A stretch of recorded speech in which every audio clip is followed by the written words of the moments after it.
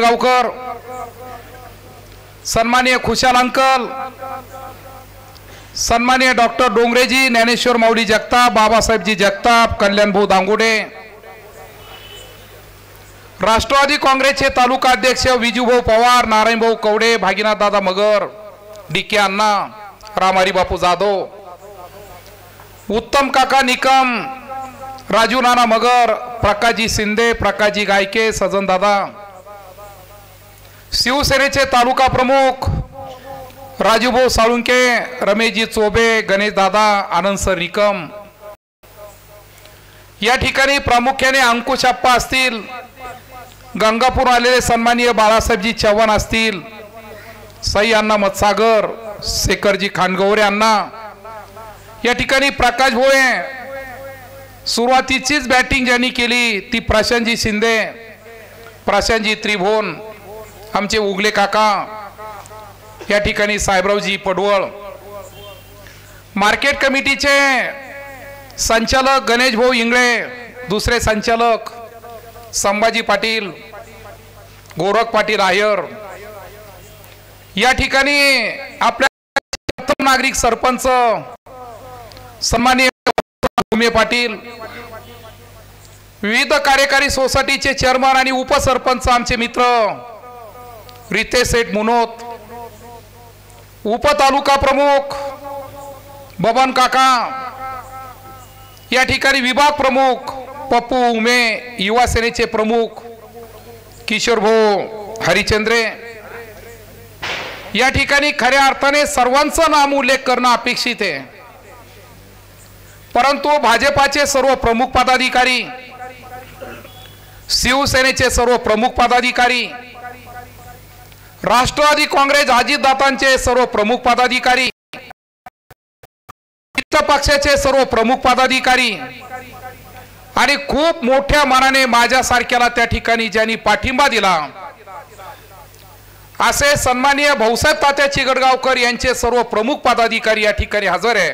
मी सर्वांना त्या ठिकाणी धन्यवाद देणार आहे। माझ्यापूर्वी प्रशांत शिंदे, ईश्वर तांबे आणि प्रमुख नेत्यापैकी विजयजी पवार असतील, डॉक्टर डोंगरेजी असतील, कल्याणभाऊ असतील, यांनी या ठिकाणी आपलं मनोगत व्यक्त केलं आणि म्हणून या ठिकाणी उमेदवार या नात्याने मी काही प्रमुख गोष्टीवरती या ठिकाणी फक्त 5-6 मिनिटांमध्ये या ठिकाणी आपल्या सोबत चर्चा करणार आहे। 5 वर्षापूर्वी माझ्यासारख्या एका शेतकरी कुटुंबातल्या कार्यकर्त्याला मुलाला आपण त्या ठिकाणी आमदार केलं आणि 5 वर्षामध्ये तुमचा आशीर्वाद घेऊन, तुमच्या शुभेच्छा घेऊन विधानसभेमध्ये 5 वर्षे त्या ठिकाणी PS पाटील आपण काम करतोय। हे काम करत असताना तात्यांनी काल विरगावला उल्लेख केला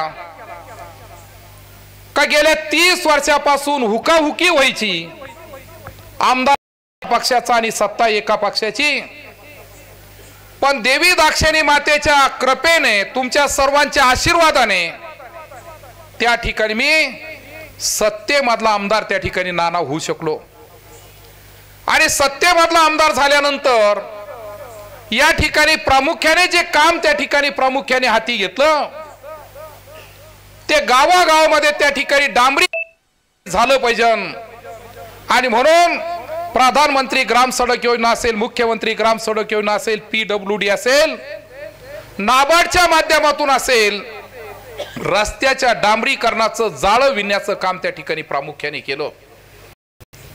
बुकलेट मध्ये तयार झालं 600 कोटी रुपये आपण त्या ठिकाणी ग्रामीण भागाच्या रस्त्याच्या डांबरीकरणासाठी आणि काँक्रिटीकरणासाठी त्या ठिकाणी दिले।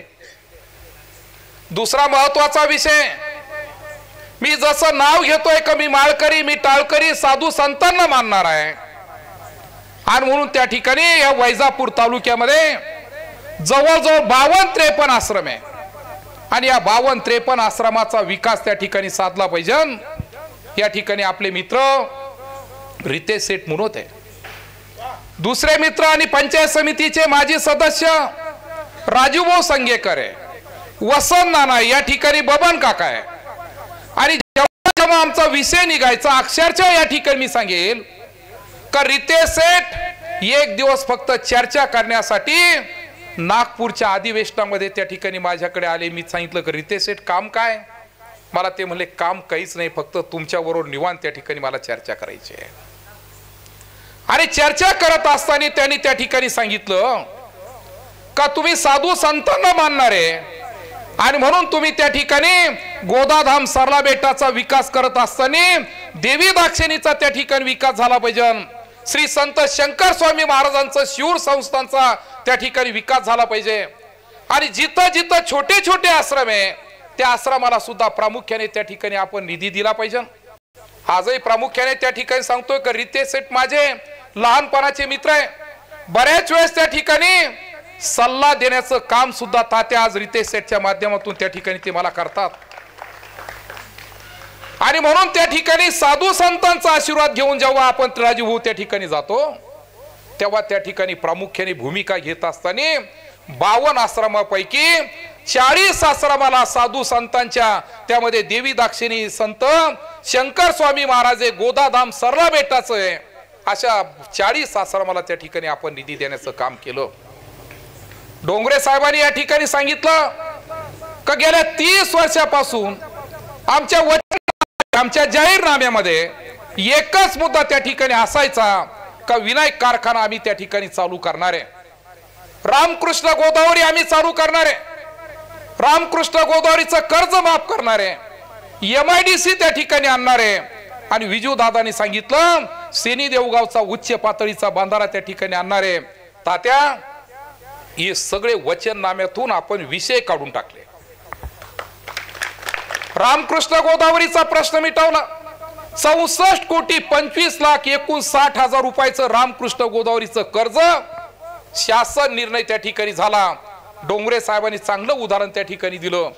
शासन निर्णय झाला 64,25,00,000 रुपयाचं कर्ज एकनाथजी शिंदे साहेब, अजितदादा आणि फडणवीस साहेबांच्या सरकारने त्या ठिकाणी माफीचा निर्णय घेतला आणि त्याचा शासन निर्णय 18 जून 2024 ला त्या ठिकाणी आपण काढला. दुसरा विषय होता रामकृष्ण विनायक सहकारी साखर कारखाना चालू करण्याचा. तात्या मला समजत नाही का आज माझ्यावरती विनायक सहकारी साखर कारखान्याच्या बाबतीमध्ये लोक बोलता, विरोधक बोलता का विनायक कारखाना चालू करण्याच्या ऐवजी यांनी पंचगंगा साखर कारखाना चालू केला. तात्या ते पाप आपण मला वाटतं स्टेजवर बसलेल्या पैकी कुणीच केलेलं नाही. त्या पापाचे वाटेदार आपण नाही. तरी सुद्धा मी 2.5 वर्ष प्रयत्न केले आणि शेवटी उत्तर आलं की विनायक कारखाना आता काही चालू करण्याच्या स्थितीत नाही.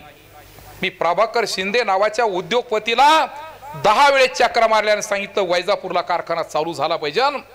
आदरणीय माजी आमदार सुभाजी झांबड साहेबाकडे गेलो आणि तो कारखाना प्रभाकरजी शिंदे साहेबाला त्या ठिकाणी चालू करण्याला भाग पडला. आज 90-95% काम चालू आहे, फक्त 5-10% बाकी. मी चॅलेंज करून सांगतो का एका महिन्यामध्ये ऊस उत्पादक शेतकऱ्याचं ऊस त्या ठिकाणी आपल्याला घेऊन जायचं आहे. तिसरं काम केलं MIDC. आमच्या छोट्या छोट्या उद्योगपतीला, आमच्या छोट्या छोट्या युवकांना उद्योग चालू करण्यासाठी जागा नाही. रोटेगाव असेल, आगूर असेल, लोणी असेल, जरूळ असेल, या 4 गावची 436 हेक्टर जमीन MIDC ने त्या ठिकाणी भूसंपादित केलेली आहे. परंतु आमचे शेतकरी वाढीव मोबदला मागताय. मी निर्णय घेतला आणि शेतकऱ्याची मीटिंग घेतली, 4 वेळेस बोललो आणि म्हणून निर्णय घेतला आणि संपूर्ण शेतकऱ्याला सांगितलं तुम्हाला वाढीव मोबदला आम्ही देऊ. 15 लाख रुपये प्रति एकरने आपण वाढीव मोबदला देण्याचा निर्णय घेतला आणि जवळजवळ 168 कोटी रुपये गणेश भाऊ या ठिकाणी बसलेले 168 कोटी रुपये MIDC ला वर्ग करण्याचा निर्णय घेतला. एकंदरीत ज्या ज्या नेत्यांनी वचननाम्यामध्ये नमूद केलं होतं त्यापैकी मला वाटतं 4 घटना मी पूर्ण केल्या आणि आता 2 प्रश्न तात्या ज्वलंत प्रश्न राहिले. ते म्हणजे मन्याडची उंची वाढवणं आणि चांदेश्वरीचा प्रकल्प त्या ठिकाणी पूर्ण करणं. पुढे अनेक प्रश्न आहे. डोंगरे साहेबांनी सांगितलं विरोधक गेले 15 दिवसापासून फक्त आरोप करायचा, विकासाचं बोलायचं नाही.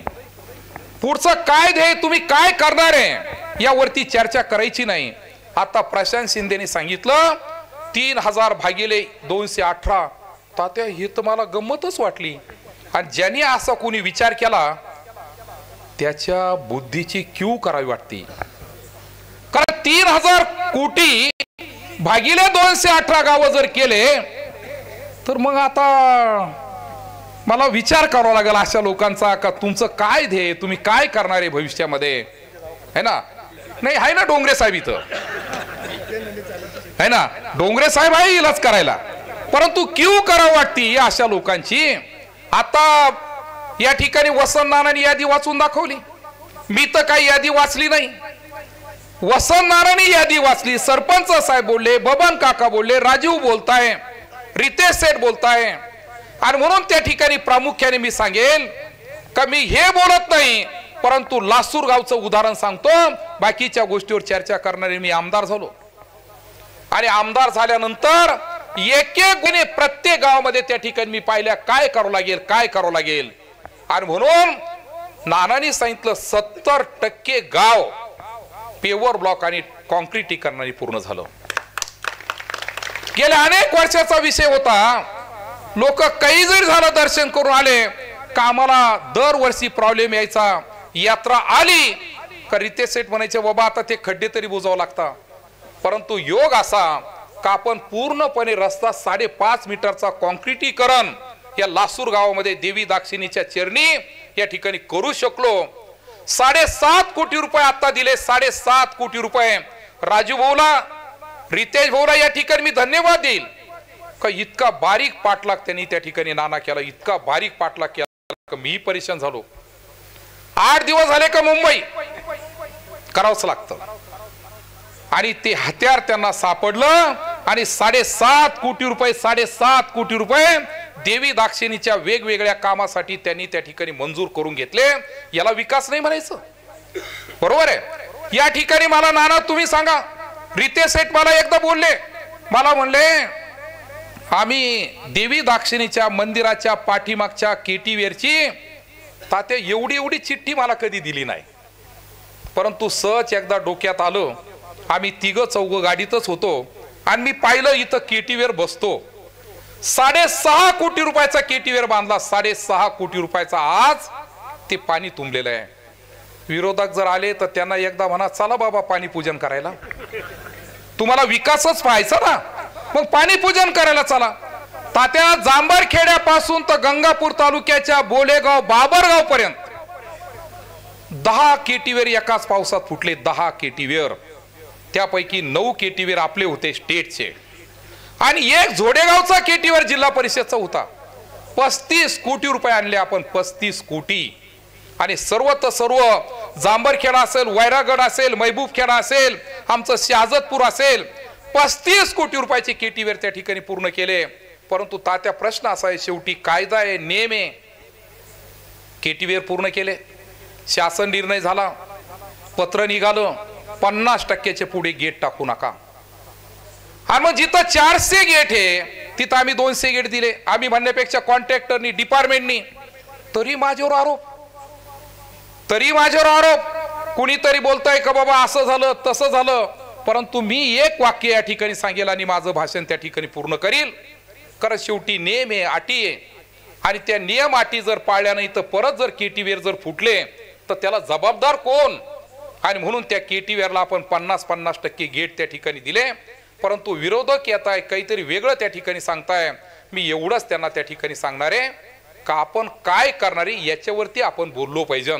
डोंगरे साहेबांनी जसं सांगितलं का वैजापूर शहराचा आम्ही खूप विकास केला म्हणे. वैजापूर शहराचा जर त्या ठिकाणी या 5 वर्षामध्ये एकनाथ शिंदे साहेबाच्या मार्गदर्शनाखाली जर आपण 150 कोटी रुपये जर दिले नसते तर वैजापूर शहरामध्ये एकही गल्ली नीट राहिली नसती माऊली. एकही गल्ली नीट नाही. सगळ्यांचे मंगल कार्यालय बांधून दिले, स्टडी सर्कल तयार केलं, नाट्यगृह तयार केलं, कोर्टाच्या बिल्डिंगला 50 कोटी रुपये दिले, पोलीस स्टेशनच्या बिल्डिंगला 25 कोटी रुपये दिले, तहसीलच्या बिल्डिंगला 9 कोटी दिले आणि हे सोडून नगरपालिकेला 150 कोटी रुपये दिले. तरी म्हणता आम्ही विकास केला. तुम्ही कशाचा विकास केला ते सांगा, बरोबर आहे. तात्यांनी सक्षमतेचं खूप चांगलं उदाहरण दिलं. मी म्हणाल का नगरपालिका 20-25 वर्षे तुमच्या ताब्यात आहे, तुम्ही स्वतःला फक्त सक्षम करण्याचं काम त्या ठिकाणी केलं, याच्या कल्पेडीकडे तुम्ही काही करू शकले नाही. आणि म्हणून 20 तारखेला तुमच्यामधलं एक पोरगा आमदार होतंय परत. हे वैजापूरच्या काही सेठजीच्या काही लोकांच्या है ना, मी सांगेल का जे मुस्लिम समाजाला काहीतरी फतवा काढण्याचं काम त्या ठिकाणी करायला लागले, अशा लोकांना खरं ते देखवत नाही. आणि म्हणून आपण 20 तारखेला ग्रामीण भागाचा एक माणूस, तुमच्यामधला एक माणूस, त्याला परत एकदा आमदार करण्यासाठी धनुष्यबाणाचं बटन दाबा, एवढीच या ठिकाणी विनंती करतो. आणि यानंतर त्याला विनंती करतो का या सभेला आपण संबोधित करावं. धन्यवाद.